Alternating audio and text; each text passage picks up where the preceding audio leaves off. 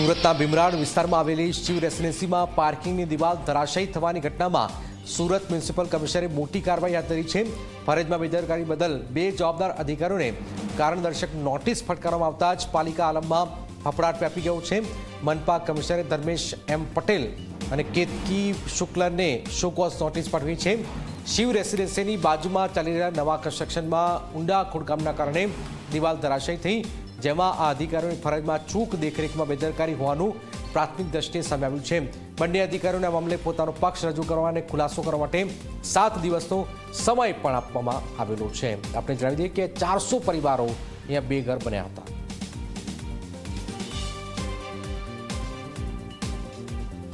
ડેવલપરને અને સ્ટ્રક્ચરલ એન્જિનિયરો, site supervisor અને આર્કિટેક્ટ એના લાયસન્સ સસ્પેન્ડ કરી દીધા છે। આપણે ડેવલપરના રજા ચિઠ્ઠી પણ સ્થગિત કરી દીધી છે અને આજની તારીખમાં આ કામગીરી સંભાળતા શહેર વિકાસ ખાતાના આસિસ્ટન્ટ ઇજનેર કેતકીબેન શુક્લ અને ડેપ્યુટી શહેર વિકાસ અધિકારી ધર્મેશભાઈ પટેલને પણ શોકોઝ નોટિસ આપવામાં આવી છે।